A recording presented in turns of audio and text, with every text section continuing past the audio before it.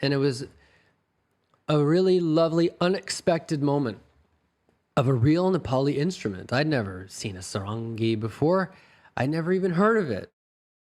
Aloha, and welcome back to Wanderous. I'm your host, Andrew Crusoe, and today I'm going to share with you a story about the Bat Cave. It's kind of spooky and it's fantastic. Come along with me.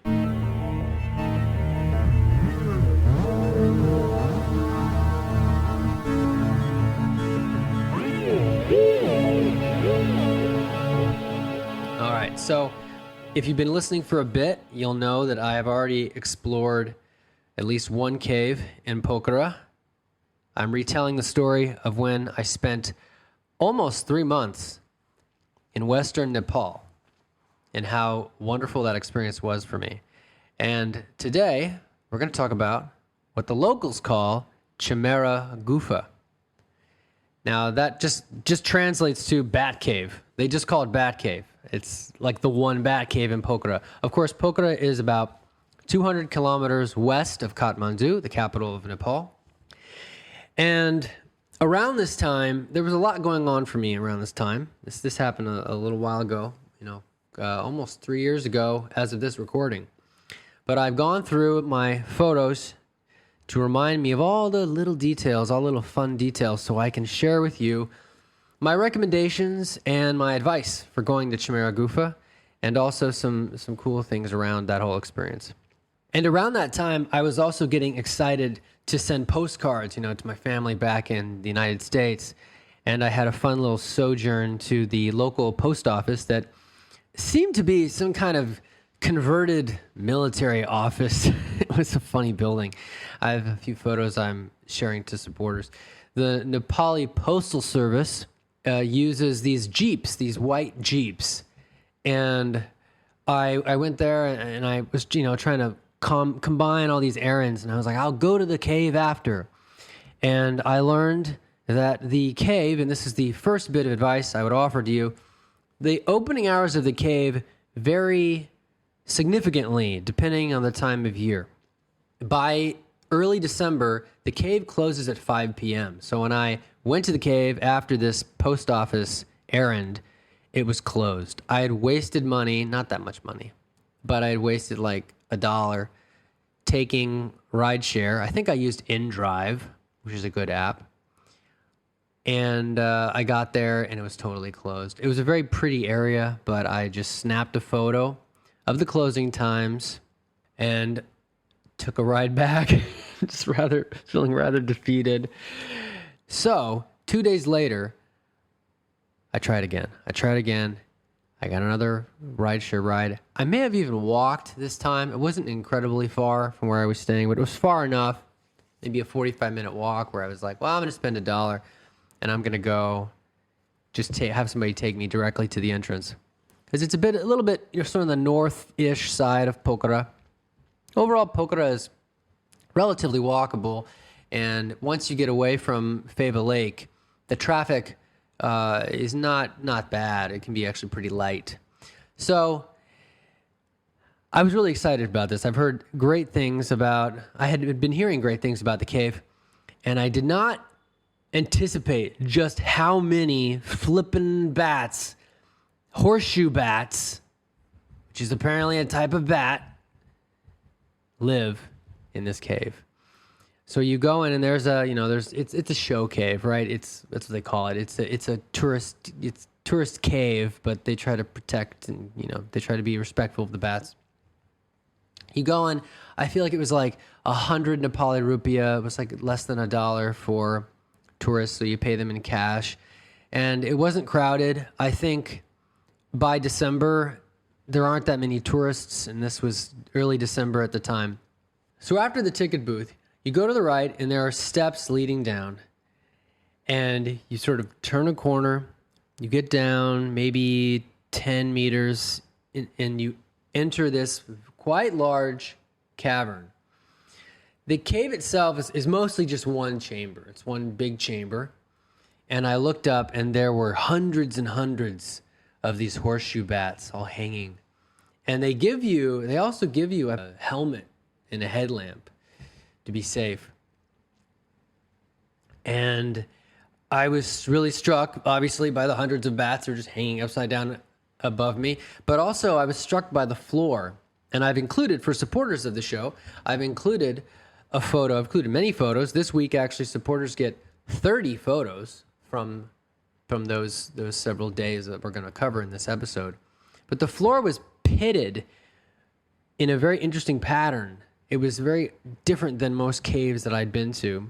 And of course, there were cairns, these pretty rock piles that were stacked up, and I've got some nice shots of that. But the cave itself was pretty wild. The cave is pretty chaotic around the walls, and the ceiling was swooped, and it was actually quite pretty going back up. Now, there's two ways you can exit, but they say, and I was doing research, and they didn't tell me at the time, but they say that the exit you're supposed to take is, by the indigenous people, they believe that only those who have not sinned should pass through the exit hole, which is smaller. It was pretty tricky to get through, but I'll get to that. One thing I did take were some very silly videos that I will put in the show notes for this episode. Very silly videos of me with my jacket on, because it was pretty drippy, with my jacket on, talking about the creepiness of the bats in the Bat Cave. Very silly videos. And those show notes can always be found wherever you're listening to this. They're either in the YouTube video description, or they're in your podcast app, or they're in the Spotify episode description. And I link to a lot of free content that I've made from there, because I did edit a bunch of videos this time. And a lot of those are on YouTube Shorts, or on my TikTok. And if you do like my TikTok, it does make me very happy when you follow me. So that's free stuff. And I've had some videos go rather viral lately. I have something that's almost at 100,000 views now, which is really cool. So I just had a nice time. I hung out in the cave. You know, there were a few people in the beginning, and I waited for the last people to leave. And I had the cave to myself for a little while. And I was just listening. But these bats, I could tell these bats were resting at the time. It wasn't like later on when I would go to the Bat Cave on the island of Flores, where they were pretty active, probably because it was more in the morning. This time was like late afternoon. Not as creepy as you might think, considering there were about 2,000 bats in the cave with me, but they're very small. They're considered micro bats, and they only weigh like maybe 25, 30 grams, like a few ounces, maybe like an ounce. They're really little guys, and they eat insects and spiders, apparently. I try to do some research before I record this, and then I share my authentic lived experience. So I wanted to exit correctly out of this cave. But to exit out of this cave, first of all, you need to be careful. This is something that you should be aware of, and it's one of the reasons I make this show, to alert you and to make you aware of real present danger that they might not tell you. At the time, when I was there, the railings were utter crap. They were not anchored. They had come undone from the rocks. And if you were to put your body weight on these, side rails, you would probably kill yourself. So be careful. Just be careful. In Nepal, don't assume. Don't assume that any safety team has been there recently, unfortunately. And the trail up, you sort of, to get back out of the cave, the normal exit, first of all, you cannot have sinned. That's what they say. What does that even mean? Who among us has not made mistakes?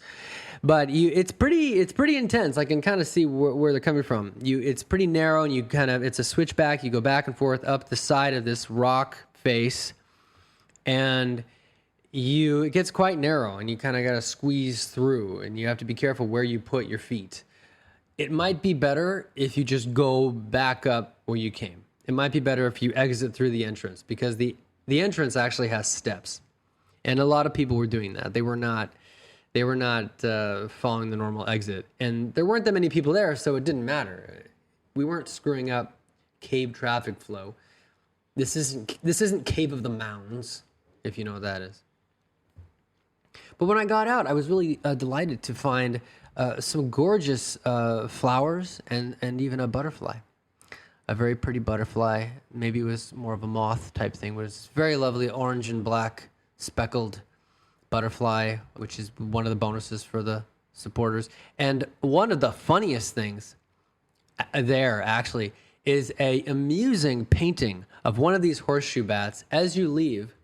I didn't notice it when I was coming in, but in the ticket office, there is a very wide, it's like 2 meters wide, vaguely childish but amusing painting of a bat with its wings outstretched on the wall. It's cute. It's cute. You can see that in the things too. Of course, I should say also that all these photos, all 30 photos, are available on my Patreon. It's a great way to support this show because this show takes time and energy to create, and it takes a relatively quiet environment. And I sit here and I record it on my nice little condenser mic with my pop filter. And if you catch it at the right time, you might even find video of me recording this on my TikTok, which is my TikTok and my Instagram are both @hello, CRUSOE, Hello Crusoe, which is also my Patreon, which is patreon.com/Hello Crusoe. And when you support the show for just $10 a month, you get all of the behind the scenes content. You get like dozens and dozens and dozens of hours, probably over 100 hours of behind the scenes interviews, audiobook commentaries, a bunch of stuff I've made over the past, like 8-9 years that I've been on Patreon. And you get bonus photos for every single episode of this show.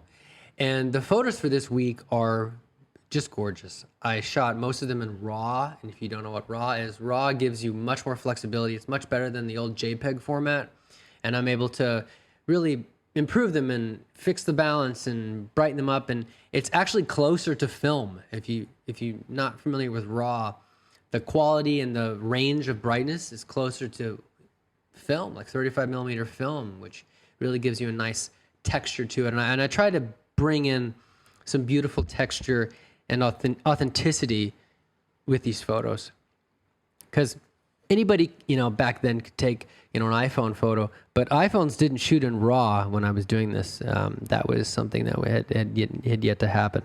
Anyway, it's quite nostalgic for me to look at these photos because there's such an ambiance, especially sort of the outskirts of Pokhara, that it feels timeless. It really does. Something about those hills, even though technically they're some of the younger hills on planet Earth, something about that environment, it was still like millions of years. And I reached an intersection where it said Bat Cave in English and in Nepali, written in the Devanagari script, Chamero Gufa, which I can sort of read now. It's similar to Hindi. And then I wandered over to the the Seti River Gorge, which I thought would be where the bridges were spanned across the chasm. There's this gorge that kind of splits the city in two, toward the north side and south side. But I went to the wrong thing. I even paid an entrance fee. And I found out, and I have a video about this too that I can put in show notes. I found out that I actually inadvertently went to a temple, a very small temple, and saw one of the aqueducts, which I'll include a photo of this too. This aqueduct that was built over the river, the Seti River, and it's a very deep gorge. It was cool, but there was no actual bridge. I guess there was. It was very small. The aqueduct itself was the bridge. It wasn't the suspension bridge that I thought it would be. So I hung out there for a while, and I took a photo of the small temple that was basically connected to the aqueduct. This is the thing you'll learn in Nepal and in India, that they can put a temple anywhere. They will put a temple anywhere. A temple could be anywhere. A temple could be so small. A temple could be a meter wide. This one was a little bit bigger. The Pandit was not there, but there were plenty of offerings that had been left, and the supporters will see a glimpse of that as well. So I start exiting out, and I go back up the steps, and I run into a group of Nepali people sitting on a bench. And one of them is playing a very small stringed instrument, similar to how you would play a cello, but much smaller. Maybe, so he was sitting and was just resting on his knee. And I learned that this instrument is called a sarangi, sarangi or a sarangi. And I have a great little short. I shot a video of this as well that will be in show notes. And if you like it, clicking like and subscribing is very much appreciated, because this is one of my favorite videos I shot in Nepal, actually, because this guy was so kind, and he spoke a little bit of English, and he educated me of what this instrument was, and he played a song for me. And it was a really lovely, unexpected moment of a real Nepali instrument. I'd never seen a sarangi before. I'd never even heard of it. They're not, no American knows what a sarangi is. It's not a popular instrument, but this was handmade. He even was like, "Oh, you should try to play it." And there are no frets on a sarangi. You just have to know where to put your fingers. So I put my fingers on it, and he took the bow, it's play with the bow like you would play a cello. And it sounded terrible because I didn't know where to put my fingers.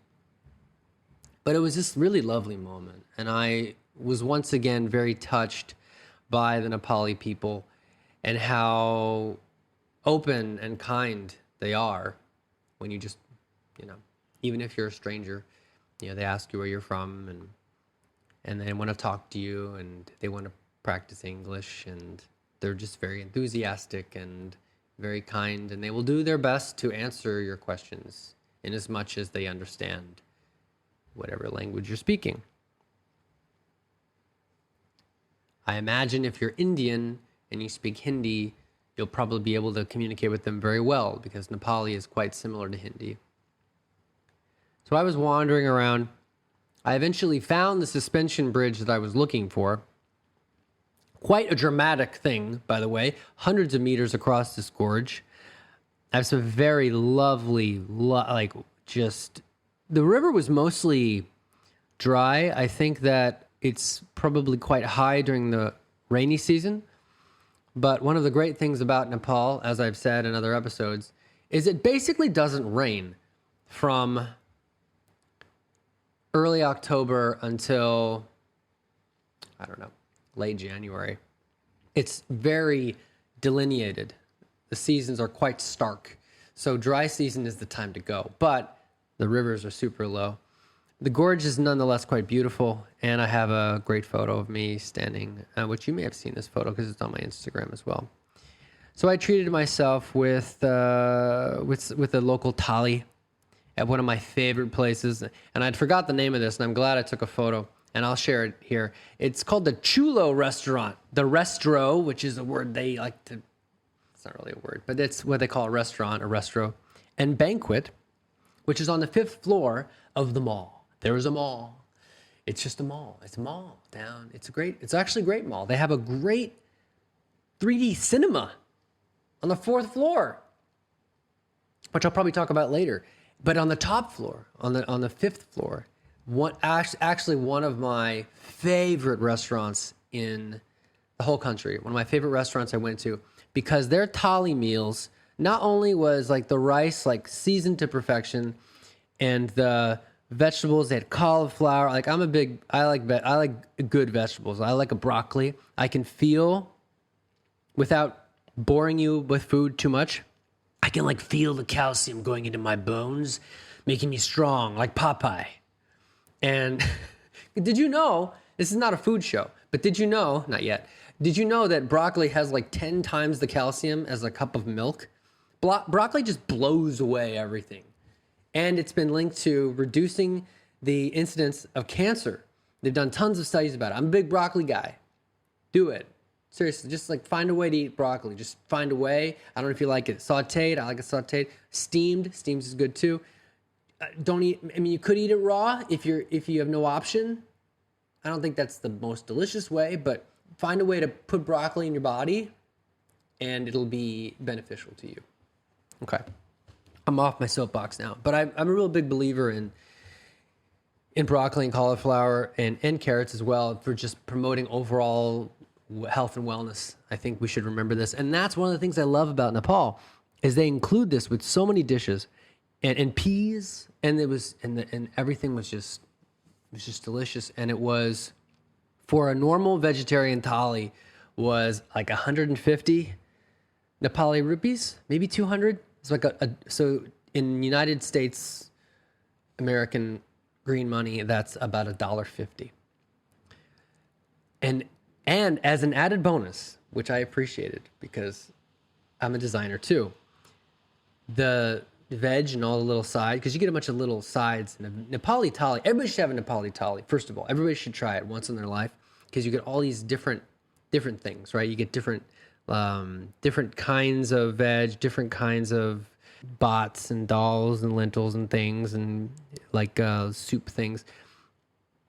But at this place, at the Chulo restaurant, CHULO, all of your little cups that the extra stuff comes in are these little brass bowls that are like pretty good little bowl. They're like quality metal brass bowls, and that just kind of heightened the whole dining experience for me, to just have this in a quality container.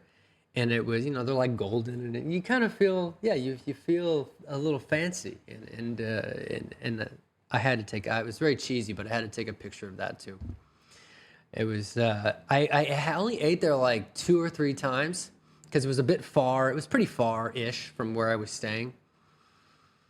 But every time I went, it just was like, and it wasn't crowded. I don't know, probably because it was early December, but 10 out of 10.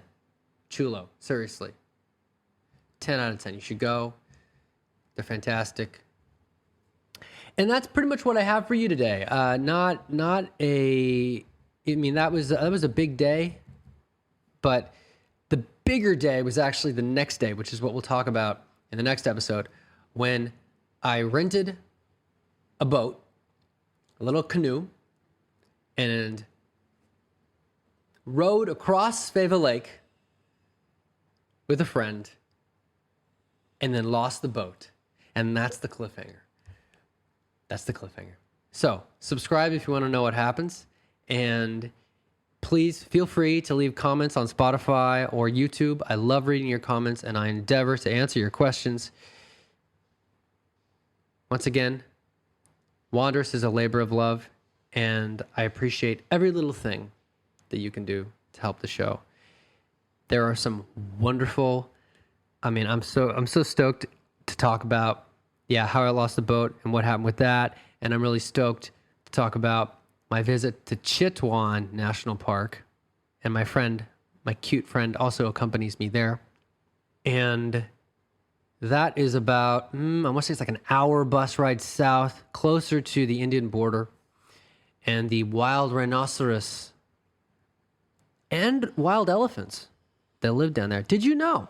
I didn't know. Rhinoceros and elephant live in southern Nepal. Nepal is a country full of surprises and delightful people. And I've been getting such nice messages, actually, on TikTok of all places, from Nepali people that have been discovering my videos on TikTok lately. And I've been really appreciative of that. So that's all for now. Until next time, travel safe, listen to your gut, and subscribe to the show. Mahalo and dhanyavad. That's what they say in Nepali. To say thank you, they say dhanyavad. And if you want to say thank you very much, it's deri deri dhanyavad. A little bit different than Hindi. I'll tell you how to say it in Hindi when we get to India later on in this podcast series. But dhanyavad, as a basic thank you, works in both countries, which is nice. Thank you for listening, and dhanyavad. And aloha.